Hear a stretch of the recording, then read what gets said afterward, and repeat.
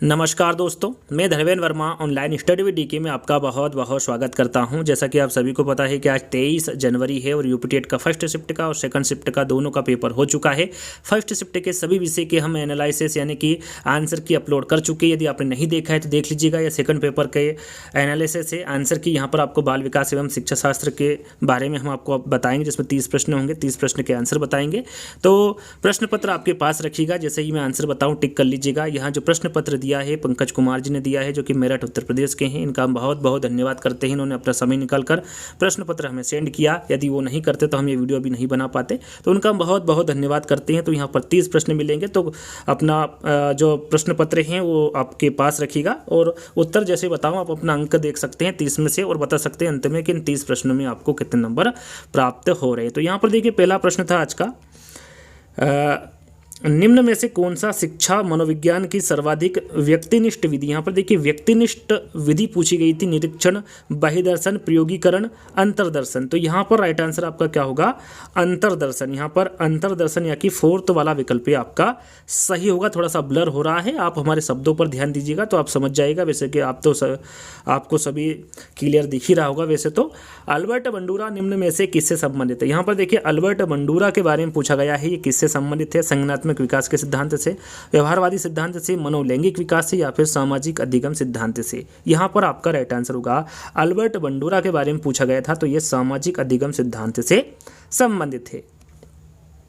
अधिगम में पठार निम्न में से किस कारण बनता है। अधिगम में पठार थकान द्वारा बनता है, अभिप्रेरणा द्वारा, रुचि द्वारा या फिर परिपक्वता द्वारा। राइट आंसर आपका होगा थकान द्वारा। याद रखिएगा अधिगम में जो पठार बनता है ये थकान के द्वारा बनता है। दर्पण चित्र परीक्षण किसे मापने हेतु प्रयुक्त होता है। सृजनात्मकता को, अधिगम अंतरण को, अभिरुचि को या फिर अधिगम की गति को। चौथे का आंसर होगा अधिगम की गति को। याद रखिएगा दर्पण चित्र परीक्षण किसे मापने हेतु प्रयुक्त होता है, अधिगम की गति को मापने हेतु प्रयुक्त होता है दर्पण चित्र परीक्षण।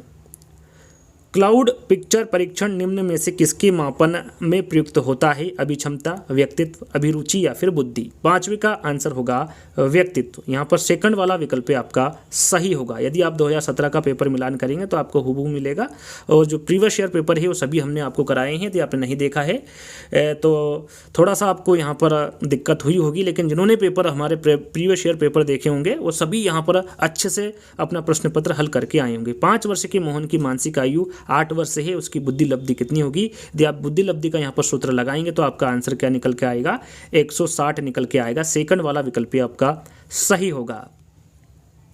इनमें से कौन सा आईक्यू स्तर मंदबुद्धि बालकों को प्रशिक्षण योग्य आईक्यू स्तर कहलाता है। 36 से 49, 50 से 69, 35 एवं निम्न या फिर 70 से 69। तो यहाँ पर आपका राइट आंसर होगा 36 से 49। पहला वाला विकल्प आपका सही होगा। रोरसा इंक ब्लॉट टेस्ट का जो प्रयोग है ये निम्न में से किसके मापन हेतु किया जाता है। रुचि, बुद्धि, अभिक्षमता या फिर व्यक्तित्व। 8वें का आंसर होगा आपका व्यक्तित्व। यहाँ पर फोर्थ वाला विकल्प आपका सही होगा। रोरसा इंक ब्लॉट टेस्ट का जो प्रयोग है ये व्यक्तित्व मापन हेतु किया जाता है। यहाँ विस्मृति का कारण नहीं। यहाँ पर देखिए यहाँ विस्मृति का कारण कौन सा नहीं है इसके बारे में पूछा गया है। मानसिक द्वंद्व है, स्मरण करने की इच्छा है, सीखने की दोषपूर्ण विधियां हैं या फिर सीखने में कमी है। तो 9वें का आंसर आपका होगा स्मरण करने की इच्छा। सेकंड वाला विकल्प आपका सही होगा, ये विस्मृति का कारण नहीं होता है। 10वां प्रश्न, वह विज्ञान जो संख्यात्मक पदार्थ को एकत्र करने, विभाजित करने, प्रस्तुत करने, तुलना करने और व्याख्या करने की विधि से संबंधित है वह कहलाता है। क्या कहलाता है, ज्यामिति, गणित, संभाव्यता या फिर सांख्यिकी। तो वह क्या कहलाता है, वह सांख्यिकी कहलाता है। फोर्थ वाला विकल्प आपका सही होगा।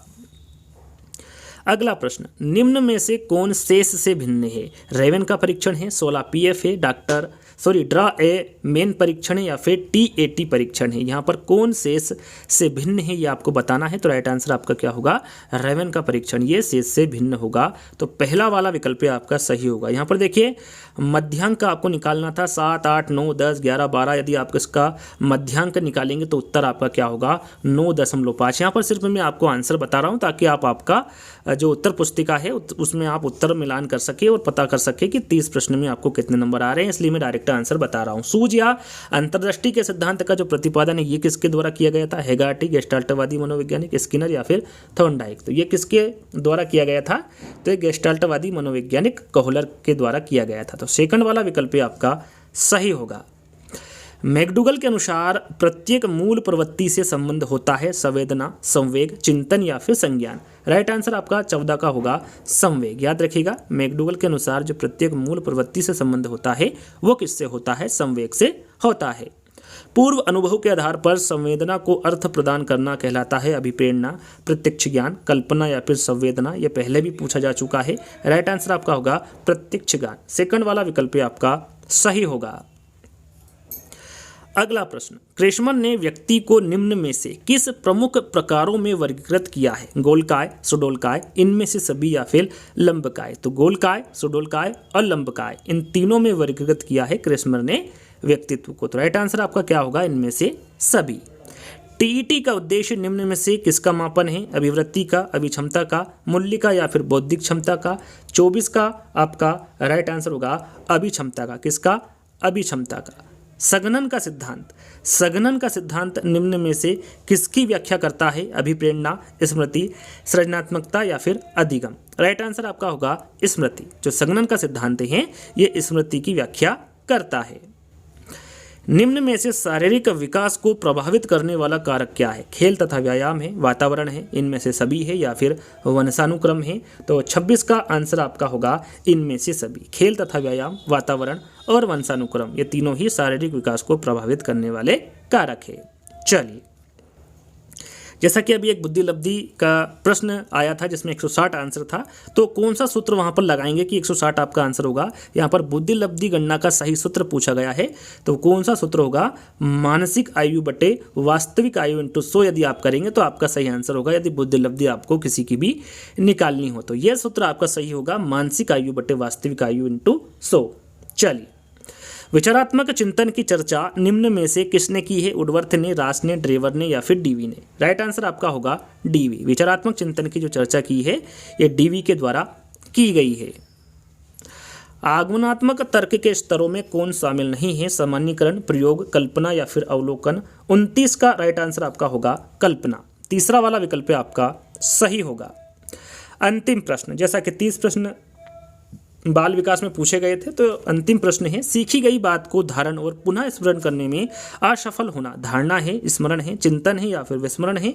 आपका राइट आंसर होगा विस्मरण। यहाँ पर फोर्थ वाला विकल्प आपका सही होगा। यहाँ पर आपको बताना है कि जो 30 प्रश्न हैं उसमें आपको कितने नंबर आए, कमेंट्स के माध्यम से बताना है। और भी जो विषय अभी बचे हुए हैं उनका आपको 1 बाय 1 करके वीडियो मिलेगा, तो हमारे चैनल पर बने रहिएगा। थोड़ी थोड़ी देर बाद हमारे चैनल पर विजिट करते रहिएगा, क्योंकि बहुत सारे वीडियो अपलोड हो चुके हैं, तो यहाँ पर नोटिफिकेशन नहीं जाएगा आपके पास में, तो आप थोड़ी थोड़ी देर में हमारे चैनल पर आकर वीडियो देख लीजिएगा, ताकि बिना नोटिफिकेशन आए भी आप उन वीडियो का लाभ उठा सके, अपना आकलन कर सके। तो जरूर बताइएगा कि इन 30 प्रश्नों में आपको कितने नंबर आए हैं। तो जल्द ही थोड़ी ही देर में हम दूसरे वीडियो में आपसे मिलते हैं। जब तक के लिए धन्यवाद।